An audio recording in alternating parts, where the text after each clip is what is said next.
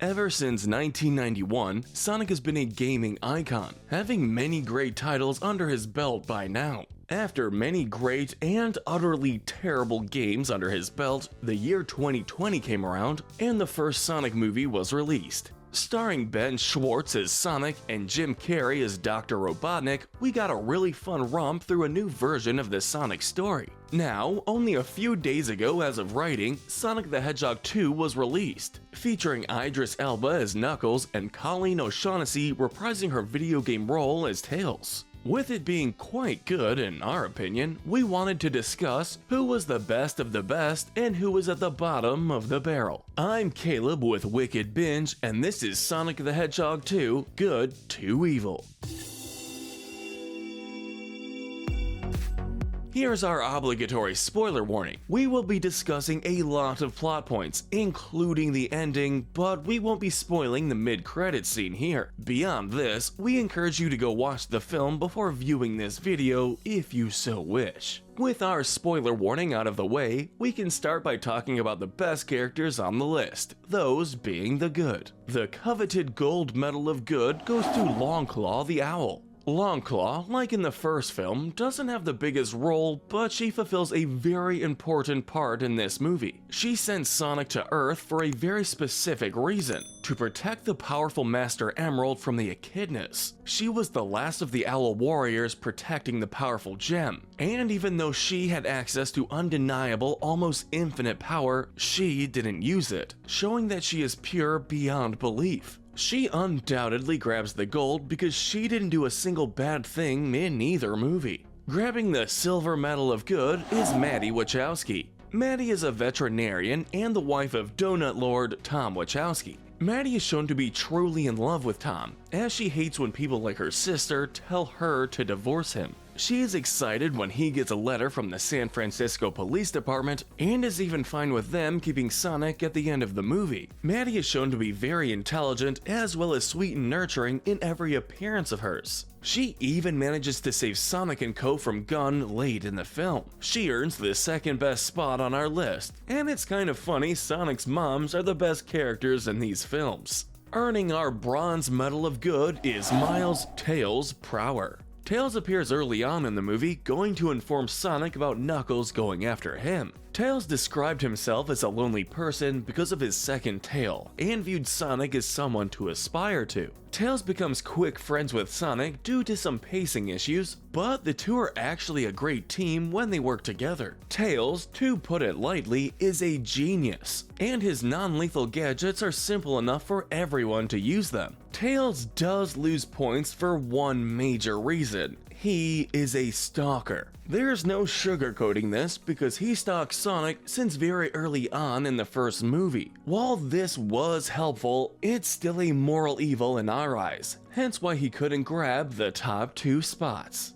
Next on our list is the Donut Lord himself, Tom Wachowski. Tom is the sheriff of Green Hills, and at one point a potential officer in San Francisco. By the end of the first film, Tom considers himself Sonic's adopted dad, trying to give him a good home and all the good advice he deserves. He tries to stop Sonic from being a vigilante who honestly does more harm than good. Tom trusts Sonic enough to leave him home alone and doesn't keep much of a tab on him beyond quick texts. He is willing to fight alongside Sonic whenever needed and cares for him like a son. Tom is a good guy in general, and he only ranks this low because of how he acts in the first movie, being kind of rude to Sonic throughout the first half of the film. You're not here to abduct me, are you? You abducted me! Rounding out our good section is none other than Sonic the Hedgehog himself. Sonic, just like his game version, is a sarcastic, adventurous, and confident hedgehog who turns out to be quite lonely during both movies.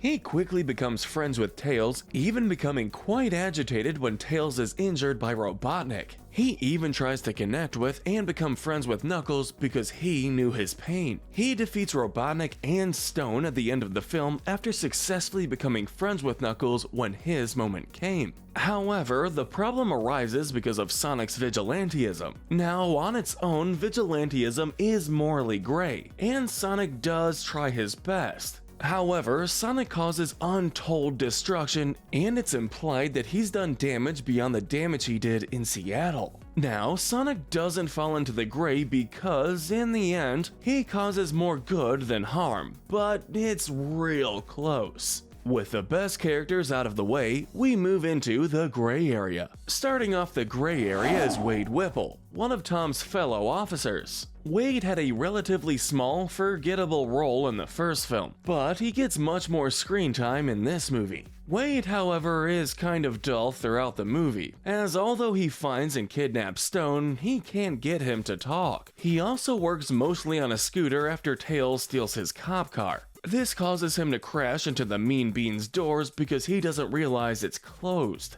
Wade does try his best, and that's why we won't rank him any lower, because his good intentions don't cause damage to everyone. Maddie's sister Rachel is the next character on our list. Rachel, much like Wade, was mostly a bit part in the first movie and becomes much more important in the sequel. The subplot of this film focuses on her wedding, where while she kind of hated Tom and despised his marriage to Maddie, she tries to bury the hatchet. Now, she ends up trying to marry an undercover gun agent and not only threatens to kill Commander Walters, but almost successfully killed Randall. She doesn't rank lower because she does make up with Randall, buries the hatchet with Tom, and ends up saving Maddie from getting harmed by Gunn. Rounding out our gray area is none other than the secondary antagonist, Knuckles the Echidna.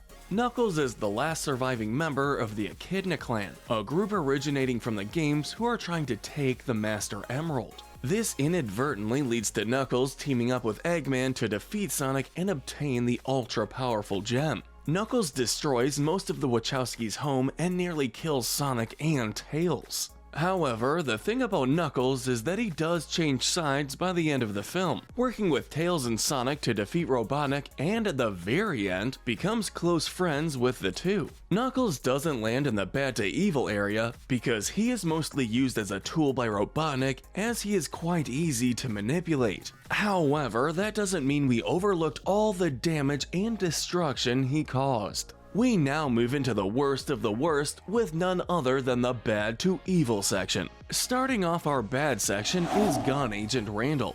Randall is an undercover agent for Gunn who is part of the Operation Catfish, marrying Rachel so he could get close to Sonic. This ends up with him and his buddies holding Sonic and the Wachowskis at gunpoint. However, he does truly love Rachel, which is his only saving grace as he originally didn't. Randall is only following orders, however, as he believes Gunn is doing the greater good, even if we know that's not the case. Earning our Bronze Medal of Evil is Gun Commander Walters. Walters appears throughout the first movie and the second half of this film, where he is hunting down Sonic. He helped create the Guardian Units of Nations, also known as the infamous Gun. He not only tricks and tries to harm Rachel and the Wachowskis, but he wouldn't even let Sonic handle Robotnik despite his track record of beating him in the past. He does try to hunt down and stop Robotnik with Gun, but obviously this fails heavily. The problem with Walters is he thinks he's doing the right thing by caging Sonic.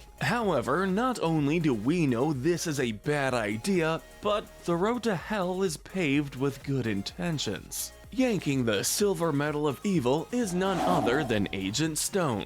Stone is and always has been Robotnik's right-hand man, serving him no matter what evil scheme he had up his sleeve. After Robotnik's defeat at the end of the first movie, Stone opened and operated the Mean Bean Cafe in Green Hills, a place he set up to be a base for Robotnik if he were to ever return. When Robotnik does return, he instantly goes back to his side, having missed the Doctor dearly, even going as far to design suits for the maniacal genius. Papa's got a brand new stash. Stone is one of our favorite characters, even though he is an evil lackey in place of Eggman's minions like Scratch and Grounder or Dingo and Sleet. We'll likely see more of him in the third film, and we hope his romantic subplot is resolved in that movie. To no one's surprise, Dr. Ivo Robotnik grabs the Gold Medal of Evil. Robotnik has been the main antagonist in both films, trying to capture and then eventually kill Sonic. Robotnik cares for no one, barely caring about Stone, but even willing to abandon him if need be. Originally, Ivo saw himself as an unparalleled genius, and by the start of this movie has grown quite deranged in trying to get his revenge. He is willing to use any and everyone as nothing more than a means to an end, using Knuckles as his meathead muscle more than anything. He will betray everyone close to him and considers friendship as something to never engage in. He's even shown to be quite the coward, as when Super Sonic is about to defeat him, he tries to get Sonic to agree to a truce. It's implied that he may come back in another film, but with Jim Carrey's apparent retirement from acting, we highly doubt that. But here's to hoping. The main list is out of the way, so we can move down to reward some Sinner medals. Earning our Darwin medal is Officer Wade. We mean, come on. He tries to eat a display bagel, slams his face into doors, and is just generally incompetent. Surprisingly, earning the Lust medal is our precious Agent Stone. Now, we're using Lust as more of a means to speak about Stone's very obvious love for Robotnik. Not only did he make latte art of the maniac, but had a maid dress as a potential outfit for the Doctor. Honestly, we think his love for Robotnik goes beyond mere admiration, hence his medal. Grabbing the Gluttony medal is the titular Sonic. The Hedgehog loves chili dogs, and it's no surprise he used the infinite power of the Chaos Emeralds to summon chili dogs after all. Taking the Wrath medal is none other than Knuckles. This is quite obvious as he is shown to be immensely angry at Sonic and willing to fight him at every opportunity. He has a good reason to be angry, but that doesn't change his medal placement. Finally, taking the Pride medal is Dr. Robotnik. This is very obvious again because in the first movie he considers himself unmatched in his technical skills and genius. Even in this movie, he is shown to be very prideful of everything he does, so it's no surprise he grabs this medal. But let us know in the comments section if you agree with our ranking, and tell us what we should cover next. Remember to hit that notification bell and binge our Good to Evil playlist, where we break down the morality of the characters in your favorite cartoons, shows, and movies. But most importantly, stay wicked.